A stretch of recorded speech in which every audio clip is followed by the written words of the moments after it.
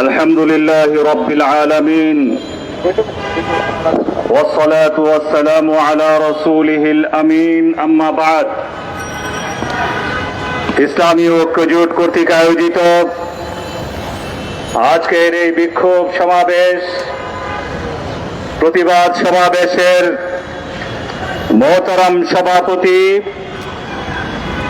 কেন্দ্রীয় নেতৃবৃন্দ ফিলিস্তিন মুক্তিকামী মুসলমান ভাই ও বন্ধুগণ, আমরা আজ বাইতুল মুকাররম উত্তর গেটে উপস্থিত হয়েছি ভাঙ্গা মন নিয়ে, এবং এই মনের মধ্যে, এই হৃদয়ের মধ্যে রক্তক্ষরণ হচ্ছে। শরীরের শিরা উপশিরায় লাল নীল কষ্টে ভরে গেছে।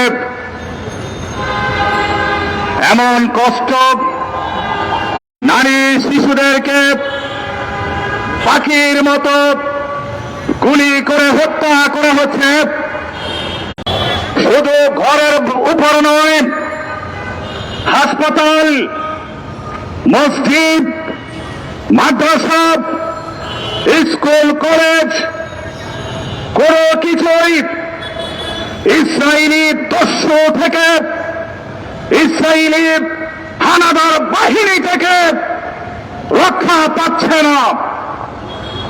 এই অবস্থার মধ্যে ইসলামী ঐক্য জোট, যে ইসলামী ঐক্য জোটের এই রুহানি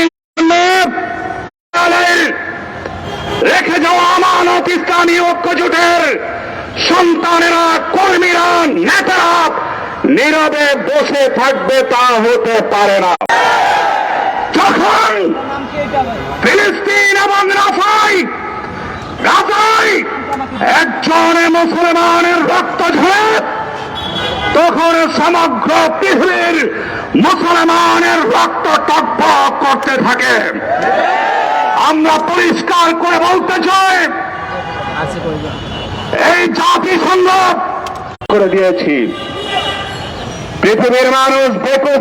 রাষ্ট্র ফিলিস্তিনি মুসলমানদেরকে মাটির সাথে মিশিয়ে দেওয়ার জন্য ভুলে যেও না,